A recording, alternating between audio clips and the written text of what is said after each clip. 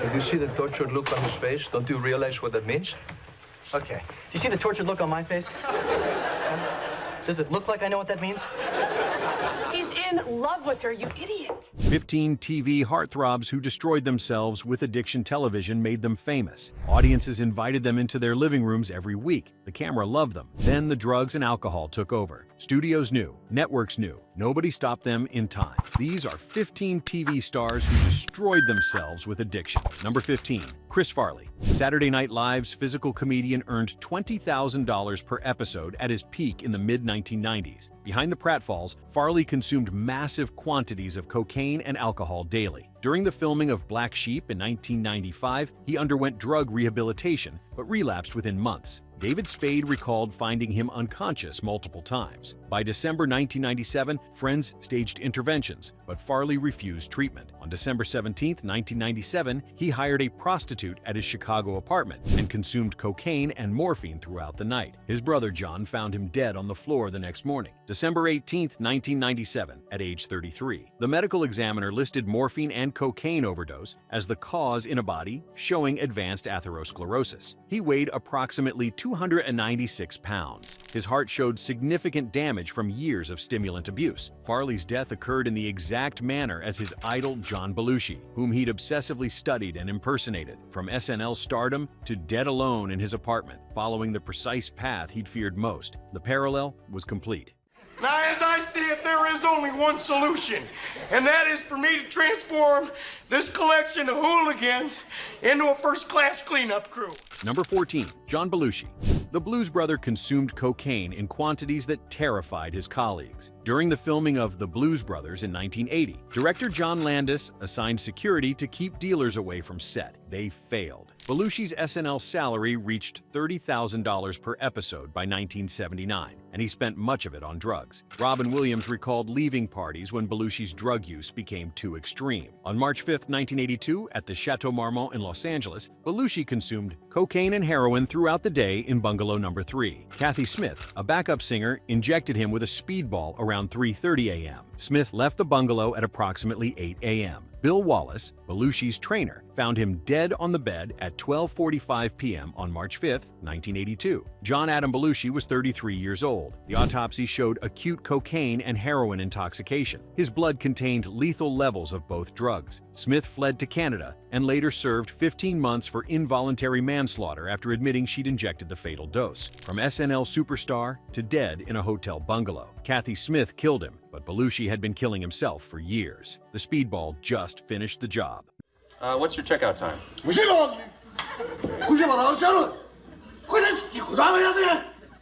Number 13, Matthew Perry. $17.09 per viewer. That's what Friends earned NBC at its peak, with Perry commanding $1 million per episode as Chandler Bing. Behind the sarcastic wit, he consumed alcohol and pills in staggering quantities. Perry entered rehabilitation 15 times between 1997 and 2011. During the taping of Friends seasons 3 and 4, he weighed 128 pounds from substance abuse and pancreatitis. Castmates intervened multiple times. By 2023, Perry had reportedly achieved sobriety, but began ketamine infusion therapy for depression. His last infusion occurred more than a week before his death. On October 28, 2023, Perry's assistant found him face down in the heated jacuzzi at his Pacific Palisades home. Matthew Langford Perry died at age 54. The autopsy listed the acute effects of ketamine as the primary cause, with drowning coronary artery disease and buprenorphine effects as contributing factors. His blood ketamine level was in the range used for general anesthesia. Investigators later charged 5 people, including 2 doctors, with supplying the drugs. From beloved sitcom star to dead in his pool, the ketamine he'd sought for healing killed him instead. Oh my God! You're smoking again? Well, actually, yesterday I was smoking again. Today I'm smoking still. Number 12, Freddy Prinze. 22 years old and earning $30,000 per episode, Chico and the Man made Freddy Prinze NBC's youngest star in 1974. Behind the million-dollar smile, Prinze consumed Quaaludes daily, often mixing them with alcohol and cocaine. His wife Kathy filed for divorce in December 1976, citing his drug use and erratic behavior. Manager Marvin Snyder grew increasingly concerned as Prinze talked about suicide. On January 28, 1977, Prinze called his estranged wife, his mother, and his psychiatrist, discussing morbid thoughts. Around 3 a.m., with Snyder present in his Los Angeles apartment, Prinze retrieved a pistol from the couch. He pointed the gun at his head and pulled the trigger while Snyder watched. The bullet entered his right temple. Freddie James Prinze died January 29, 1977, 33 hours after shooting himself at age 22. Doctors at UCLA Medical Center couldn't save him. The death certificate listed self-inflicted gunshot wound as the cause, with quaaludes detected in his system. His son, Freddy Prinze Jr., was only 10 months old. The coroner ruled it suicide, but Prince's mother fought for an accidental death ruling, from sitcom sensation to dead by his own hand in 14 months of fame. We can raise the money. You can? You got 200, Yeah. I got 100, Yeah. Reverend Bemis got Yeah. 50. What can we lose? So far, $350. Number 11. Cory Monteith. Glee's breakout star earned $45,000 per episode by season 4. Cory Allen Michael Monteith had been in and out of rehabilitation since age 19, long before fame found him. He entered treatment at age 13 after years of substance abuse. During Glee's production, Monteith checked into rehab in April 2013, completing a month-long program. He'd been using heroin intermittently since his teenage years in Canada. On July 13, 2013, security footage showed Monteith returning to the Fairmont Pacific Rim Hotel in Vancouver around 2:15 a.m., with others who left shortly after. Staff found him unresponsive in his room the next day. Cory Monteith died July 13, 2013, at age 31. The coroner's report stated mixed drug toxicity from intravenous heroin use and alcohol ingestion. His blood alcohol level was 0.13. The heroin concentration in his system was sufficient to cause death on its own. Autopsy findings revealed injection sites on his arms. From celebrating 4 seasons of Glee to dead alone in a hotel room, relapsing within months of rehabilitation. The coroner concluded he'd used heroin again because his tolerance had decreased during treatment, making his usual dose fatal. The theme is Foreigner. We're gonna sing songs by Foreigner in foreign languages, wearing all the costumes of the world's nations. Number 10. David Cassidy. The Partridge Family made David Bruce Cassidy the biggest teen idol of the 1970s, selling millions of records and earning $25,000 per concert appearance. Behind the heartthrob image, Cassidy drank heavily for decades. He was arrested for DUI in 2010, 2013, and 2014, with blood alcohol levels reaching 0.19 in one arrest. By 2015, Cassidy admitted to struggling with alcoholic dementia. His final performances showed severe cognitive decline, forgetting lyrics and appearing disoriented on stage. In February 2017, he announced he had dementia, but later admitted he'd lied. The truth was worse. His liver was failing from alcohol abuse. Cassidy entered a Fort Lauderdale hospital in November 2017 with organ failure. David Bruce Cassidy died November 21, 2017 at age 67. The cause of death was liver and kidney failure, directly attributed to decades of alcohol abuse. His organs shut down completely despite medical intervention. He spent his final days in intensive care, unable to speak, from selling out arenas with screaming fans to dying from organ failure caused by drinking. His daughter Katie Cassidy was present when he died, ending a complicated relationship marked by his decades of alcoholism. Before we get to the top 9, which one shocked you most? Did you know about Freddie Prinze's final moments? Drop a comment and let us know where you're watching from.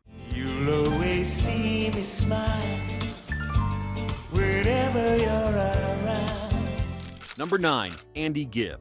Shadow dancing topped the charts for 7 weeks in 1978. Andrew Roy Gibb, youngest brother of the Bee Gees, earned millions from recording and television appearances. Behind the pop star image, Gibb consumed cocaine in quantities that destroyed his heart. By 1981, his drug use ended his relationship with actress Victoria Principal and cost him a role in the Broadway production of Joseph and the Amazing Technicolor Dreamcoat after he missed rehearsals. Fellow performers watched him deteriorate. Gibb entered the Betty Ford Center multiple times, but relapsed repeatedly. By 1987, his heart showed severe damage from cocaine abuse. On March 7, 1988, Gibb complained of chest pains at his brother's estate in England. He was rushed to John Radcliffe Hospital in Oxford. Andy Gibb died March 10, 1988, just 5 days after his 30th birthday. The official cause was myocarditis, inflammation of the heart muscle directly caused by years of cocaine abuse. His heart was so damaged that doctors couldn't save him despite aggressive treatment. From worldwide fame and #1 hits to dead at 30 from a destroyed heart. His daughter Pata was only 10 years old. The cocaine that fueled his performances ultimately stopped his heart permanently.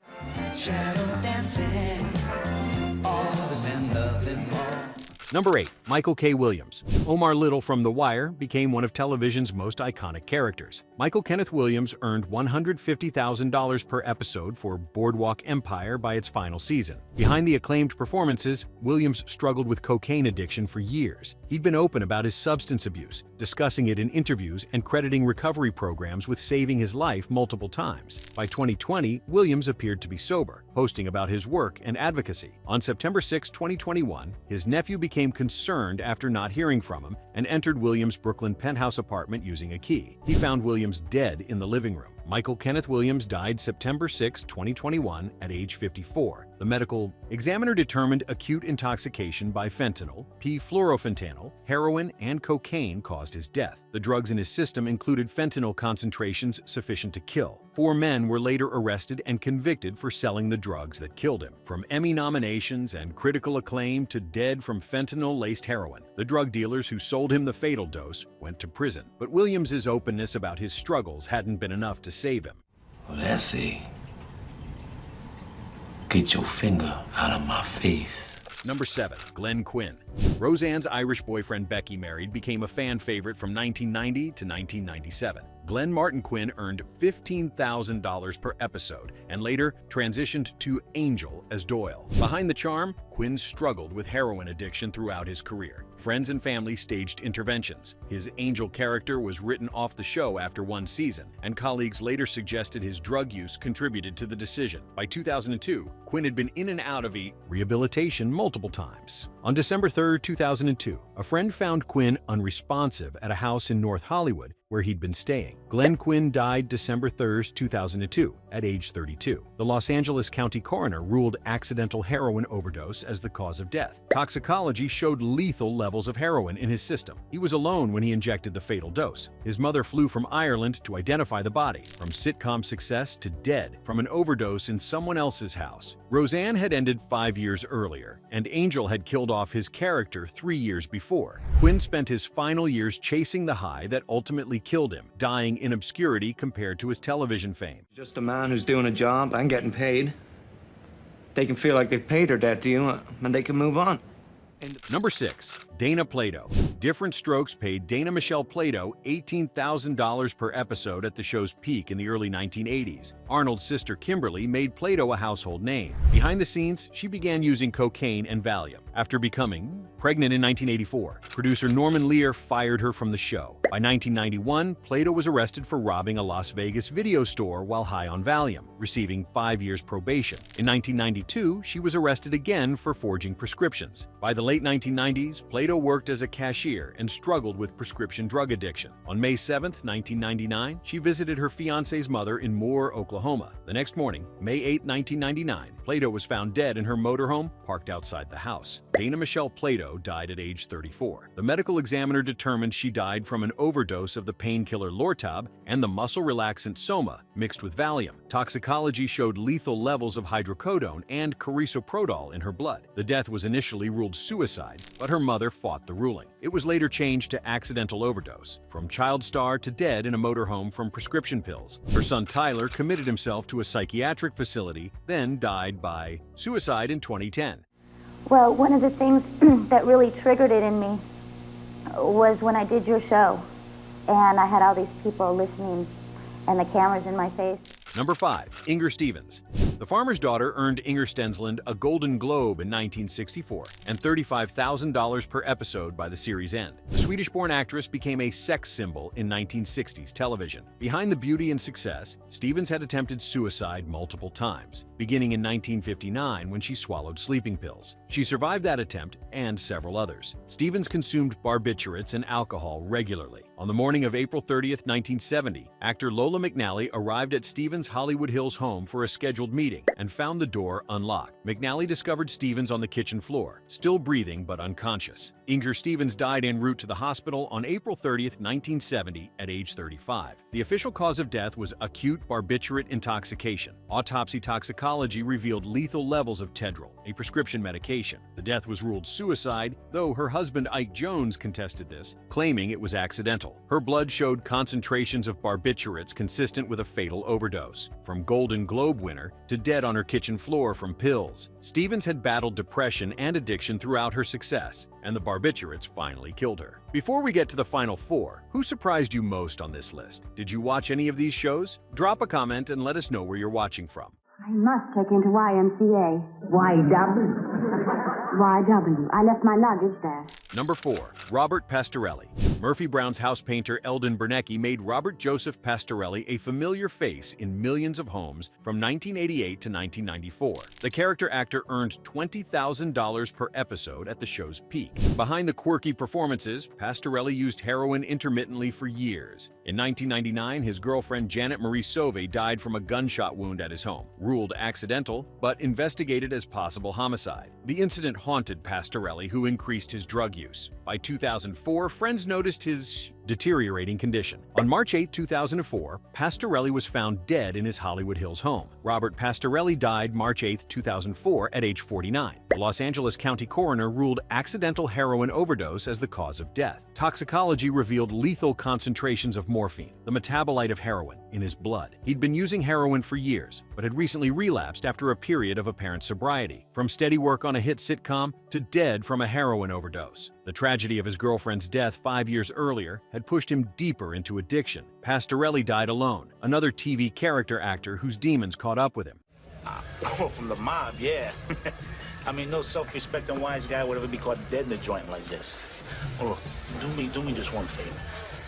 Number 3. David Strickland. Suddenly, Susan's music critic, Todd Stites, brought David Gordon Strickland regular television work and $15,000 per episode from 1996 to 1999. Behind the comedic timing, Strickland battled depression and substance abuse. He'd been in rehabilitation multiple times for cocaine and alcohol addiction. On March 22, 1999, Strickland traveled to Las Vegas with a friend. They checked into the Oasis Motel, a low-budget establishment far from the Strip. Strickland consumed cocaine throughout the day and night. At some point, his friend left. Alone in the motel room, Strickland fashioned a noose from a bedsheet. A maid found him hanging in the motel room. On the morning of March 22, 1999, David Gordon Strickland died at age 29. The Clark County coroner ruled suicide by hanging with cocaine detected in his system. Toxicology showed he'd consumed cocaine shortly before death. The combination of depression, cocaine, and isolation proved fatal. From a network sitcom to hanging himself in a Vegas motel on a cocaine binge, his Suddenly Susan castmates were devastated. The show addressed his death in an episode that aired months later. Strickland left no note, just a body hanging from a bedsheet in a cheap motel.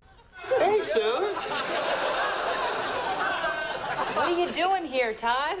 Nothing. Just picking up the new issue of Saltwater Sports Fisherman.